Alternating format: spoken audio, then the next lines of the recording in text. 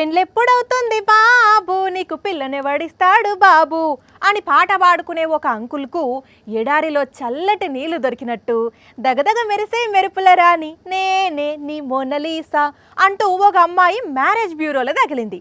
ఇంకేమున్నది, ఫోన్లలో మునిగిపోతూ నువ్వక్కడుంటే నేనిక్కడుంటే ప్రాణం విలవిలా అని ఫోన్లనే డ్యూయెట్లు నడిపిండ్రు. క్లైమాక్స్కు వెళ్ళిండ్రు.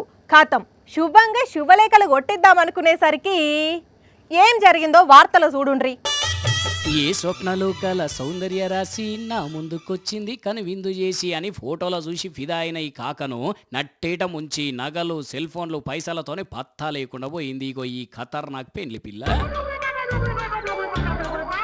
చూసేటందుకు సూపర్గా ఏం తెలియని ఎక్సలెంట్ అమ్మాయి లెక్క కొడుతున్న కొంపలు కొల్లేరు చేసే రకం ఈ కిలేడి మాయలేడి.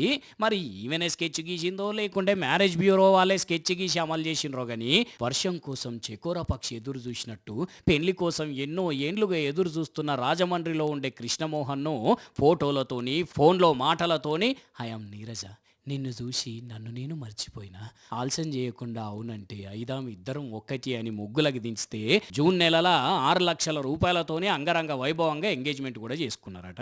ఎదురు కట్నంగా ఒక ఐఫోను, నక్లెస్ గోల్స్ 6 లక్షల రూపాయలు ఇచ్చి శ్రావణ మాసంలో పెళ్లి పెట్టుండ్రి అని అన్నారట. కట్ చేస్తే తెల్లారి ఫోన్ స్విచ్ ఆఫ్ అట.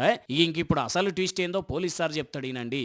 అప్పటికే ఆ అమ్మాయికి పెళ్ళైందని, ఆ అమ్మాయి వాళ్ళ చేతిలో అతను మోసపోయానని చెప్పి తెలిసింది. దాని మీద 1 టౌన్ పోలీస్ స్టేషన్లో రిపోర్ట్ అవ్వడం జరిగింది. అయ్యో అయ్యో అయ్యయ్యో, ఇన్నరానుల్లో ఎంత పని అయిందో. అప్పటికే పెళ్ళయి 2 పిల్లలున్నామే మనోడి పెళ్లిని క్యాష్ చేసుకొని క్యాష్ కొట్టేసిందట. ఇంకా హైలైట్ ఏంటంటే ఆమెతో వచ్చిన చుట్టాలు కూడా ఫేకేనట.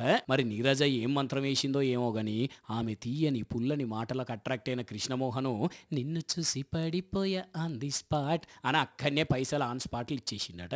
అంటే ఏదో మతలబే ఉన్నట్టున్నది అనుకుంటున్నారట ఈ ముచ్చట తెలిసిన వాళ్ళు. కానీ పెళ్లి కాని ప్రసాదులు చూసిర్రు కదా, ఇగో గిట్లాంటి వాళ్ళు మస్తుగా మోపైతున్నారు ఈ నడుమ. ఇల్లు పైలం, మీ పైసలు పైలం, డబ్బులు ఊరికే రావు. ఏమంటున్నావు, పెళ్లి ఇలా కాకుంటే రేపు అవుతుంది. సరేనా?